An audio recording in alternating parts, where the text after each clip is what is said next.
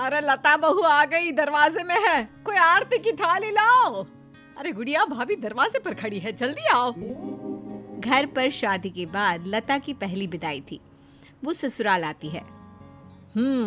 बहू की आरती करने के लिए इतनी एक्साइटेड हो रही है या फिर बहू के साथ आए सामान की है? सब जानते हैं। अरे लालची समझ रखा है क्या? अरे घर में अगर 2 सामान आ भी जाता है तो तुम्हें क्यों खुजली हो रही है? अरे कहाँ हो सब, मेरी बहू आ गई। सास थाली लेकर दरवाजे पर जाती है, जहाँ सामने एक भैंस खड़ी होती है। माँ, भाभी तो है नहीं, भैंस है, बोलो तो कर दे आरती। भैंस? भैंस कहाँ से आ गई? तभी लता आ जाती है। वो क्या है ना, पापा ने कहा है कि जा रही हो तो भैंस भी ले जाओ, वहाँ ससुराल में लोगों को दूध दही का फायदा हो जाएगा ना। तो ले आए हम। अरे वाह, कहाँ तो बूंद बूंद दूध के लिए तरसते थे, अब तो नदियाँ बहेंगी नदियाँ। लेकिन ये भैंसियाँ खड़ी कहाँ होगी? रुको, तुम्हारे ससुर से पूछते हैं। सास अंदर बैठे ससुर को आवाज देती है। आज सुन रहे हो, बहू का ये सामान कहाँ रखना है और ये कहाँ रहेगी? ससुर जिसे पता ही नहीं कि दरवाजे पर भैंस खड़ी है। अरे करना क्या है, वो ऊपर का कमरा ही तो बनवाया था ना, वहीं रहेगी और कहाँ जाएगी? हैं? ऊपर के कमरे में रखे? अरे लेकिन इतना ऊपर चढ़ेगी कैसे? अरे पैरों से, और क्या पंख उगाना है? बड़ी ही गंवार औरत हो तुम। और अब बहू आ गई है, जल्दी से अंदर ले आओ आरती करके, हम नहाने जा रहे हैं। बाहर आए तो नाश्ता मिल जाना चाहिए, फिर मिलते हैं बहू से। ये बोलकर ससुर तो चले जाते हैं, लेकिन सास सोच में पड़ जाती है कि भैंस को ऊपर पहुंचाए कैसे। खैर, काफी मशक्कत के बाद भैंस को छत पर चढ़ा दिया जाता है। हाय रे, न जाने कैसा ससुराल मिला है। एक तो 3 तल्ले ऊपर कमरा दिया है।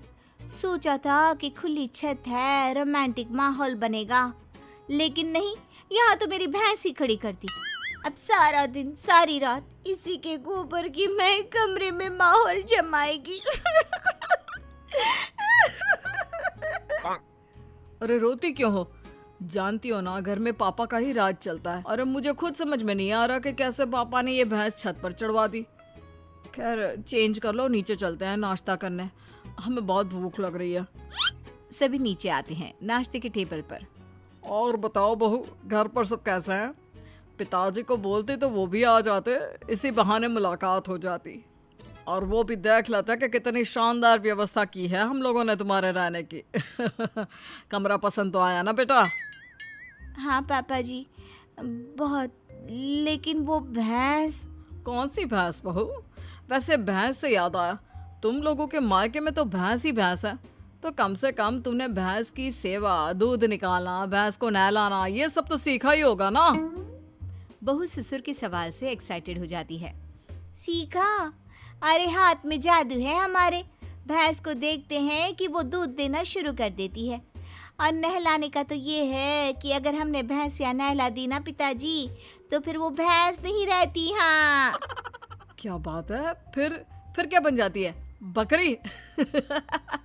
चुप। मतलब कि हमारे हाथ में इतना जादू है कि भैंस भैंस नहीं, रंग खिल कर ना उसका बतख की तरह सफेद हो जाता है।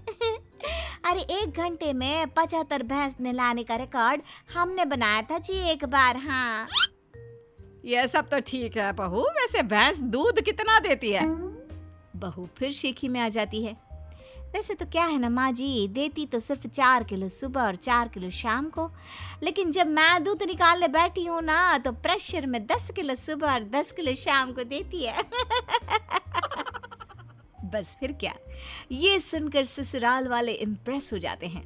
ससुर सोच लेते हैं कि इतनी गुणी बहू मिली है तो भैंस तो लाना बनता है। फिर क्या, अगले रोज ससुर दरवाजे पर भैंस खड़ी कर देते हैं। बहू, अरे ओ बहू, देख तो मैं क्या लेकर आया हूँ। तभी बहू एक बाल्टी दूध लेकर आती है। क्या बात है बहू, बाल्टी भरकर दूध कहाँ से आ गया? वैसे देख, दरवाजे में मैंने तेरे लिए एक तोहफा रखा है।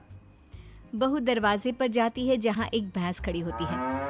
ये क्या पिताजी, एक और भैंस? एक और नहीं बहू, एक ही है। इसे बाहर ना एक शेड बनाकर खड़ा कर देते हैं, क्या कहते हो? हाँ हाँ पिताजी सही कह रहे हैं, क्यों नहीं। वैसे भी ऊपर ना अब जगह कहाँ है, वहाँ तो। बहू बात पूरी करती कि सास आ जाती है। बहू ला दे बाल्टी, मैं आ रही हूँ। सास बहू से दूध की बाल्टी लेकर चली जाती है और बहू नई भैंस की सेवा में लग जाती है। अगले रोज सुबह, सासू माँ, मैं ना आज ससुर जी को बोल दूंगी कि मैं ना दो भैंसों की सेवा नहीं कर सकती, तो वो एक भैंस ना बेच दे। अरे नहीं नहीं बहू, अभी नहीं। अभी तो तू जानती है कि मेरे मायके में शादी आने वाली है। दूध के भाव कितने महंगे हैं, तो कुछ महीनों के लिए दोनों भैंसें संभाल ले, फिर बात करते हैं। अब बहू सुबह शाम छत की भैंस और बाड़े की भैंस की सेवा करती, उसे नहलाती, दूध निकालती और सास को देती। सास दूध का क्या करती ये किसी को पता नहीं चलता। फिर एक रोज, अरे बहू मैं क्या कर रही हूँ, क्यों ना मैं एक और भैंस ले लूं। वो क्या है ना, घर में दूध कम पड़ रहा है। कैसी बात कर रही है सासू माँ, घर में दूध कैसे कम पड़ सकता है? इतना दूध तो खुद ग्वाला भी इस्तेमाल नहीं करता जितना हम और आप करते हैं।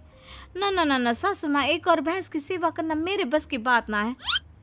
बहू का डायरेक्ट जवाब सुनकर सास को आ जाता है गुस्सा। अरे क्या बकवास कर रही है, मैंने जो बोल दिया सो बोल दिया, नहीं तो कर मेरी सेवा। आज शाम को कमरे में आ जाना और रात भर मेरे पैर दबाना। माँ जी गला ना दबा दूं, भैंस पालने वाली समझा है क्या? अरे कौन से घर में छत पर भैंस खड़ी होती है, सारा दिन गोबर करती है और एक जगह खड़े खड़े भैंस की पीठ भी अकड़ गई है। तभी बहू की बात ससुर के कान तक आती है। क्या छत पर भैंस? अरे कौन से बेवकूफों के घर में छत पर भैंस होती है बहू, क्या तुम भी? हम लोगों के घर पिताजी, आप ही ने तो खड़ी की है ना मेरे कमरे के बाहर भैंस, सारा दिन गोबर करती रहती है। मैं कभी छत की भैंस देखूं, कभी बाड़े की। हाँ? क्या? मैंने कब बोला? अरे जब बहू आई थी विदाई में भैंस लेकर, तब आप ही ने तो मुझसे कहा था ना। अरे गुड गोबर, मैंने बहू को ऊपर के कमरे में ले जाने को कहा था, भैंस को नहीं। हे भगवान, बड़ा पागल लोग हो। जल्दी उस बेचारे मवेशी को नीचे ले आओ। सास फिर बेटे के साथ मिलकर भैंस को नीचे ले आती है। मुझे पता होता कि छत पर भैंस है तो मैं ये दूसरी भैंस कभी ना लाता। पर माँ जी को तो पता था ना, उन्होंने आपको नहीं बताया। वो तो तीसरी भैंस भी लाने की बात कर रही है। अरे वो तो मैं दूध बेचने का बिजनेस करने की सोच रही थी, इसलिए। सासू माँ प्लीज ऐसा कुछ भी ना सोचा करे।